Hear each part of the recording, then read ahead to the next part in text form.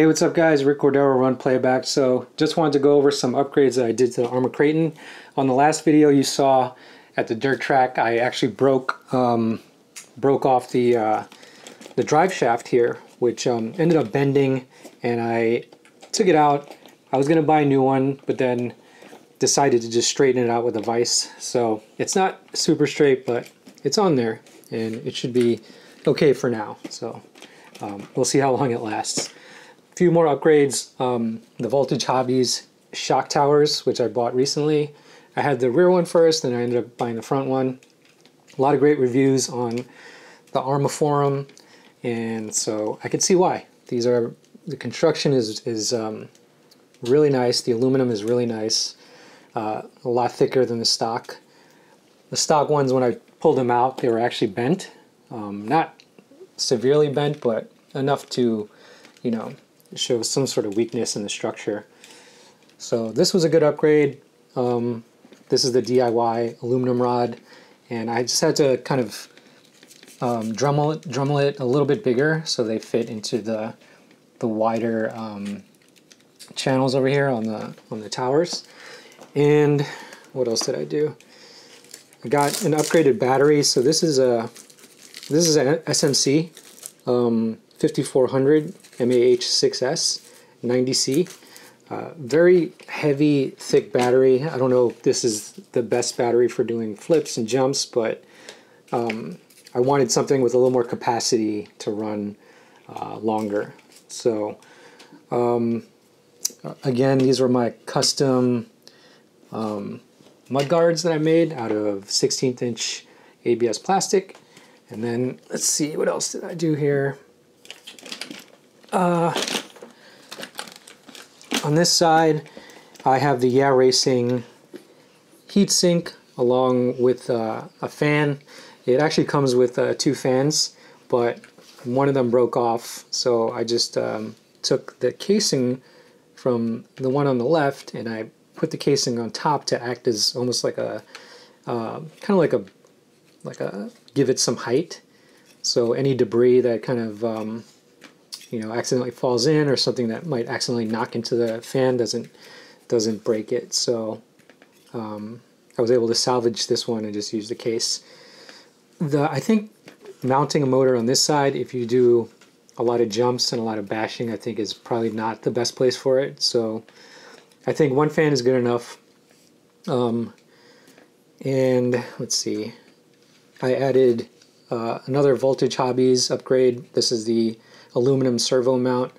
This was a little bit of a pain to get in there, only because I didn't want to take out all the electronics. So I just had to pull out the ESC and unscrew this screw right here on the servo just to pull it out more.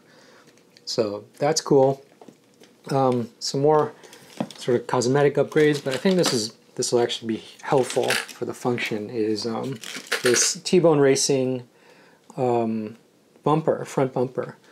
So this is a nice upgrade. It has like multiple points attached to the body.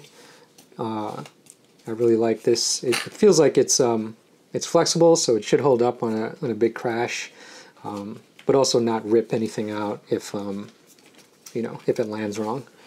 I also got the rear T-Bone Racing bumper, and picked up this Arrma wheelie bar. So I don't know if this might be a little bit redundant, having a rear bumper and a wheelie bar, but we'll see how it works. And let's see, what else do we got? Still need to upgrade these tires. These are still the stock Kraton tires. I need to get the back flips. On the dirt track, this was not providing any kind of grip at all, so I was just sliding all around. My jumps weren't really that great because I had no traction. Alright, now let's see some of the fun stuff I put on the bottom here. So all those stickers, I just had a bunch of kind of all-weather vinyl stickers lying around, so I kind of laid it all over the chassis because I had a bunch of scratches, and I don't know, it just didn't look appealing to me to see all the scratches. And I think when I bring this to the skate park and I, ride around in the bowl, I prefer not to scratch the aluminum if I kind of ride the body on the top lip or whatever. Also added these custom-made 1/8 inch skid plates. So I had some 1/8 inch ABS plastic lying around from my skateboard, my electric skateboard build. So I just cut up these pieces using a Dremel, and yeah, and I laid it on top of the T-Bone Racing bumpers. So I think this is, it seems maybe a little excessive, but I think it'll prolong the life of these bumpers, which also act as skid plates. So hopefully this will take most of the damage, and these will sort of hold up. I also bought some new screws. These are 16mm M4 screws. So I picked those up so the length was able to reach into the body. So that is pretty much it for now. That was like a lot. Oh, actually, I can show you what I did here with the body. So this is the Pro-Line Enforcer. Before I had the bumpers, I think this was taking a lot of the, a lot of the abuse here, the body, especially the front. So this started to crack. I was getting some cracks like all along, the edges here. So what I did was, and this might not work for everybody, but since it's all black, it was fine. I put Gorilla Tape and these metal washers. You can't see it, but you can see the outline of it. But I have these metal washers in here to reinforce the plastic.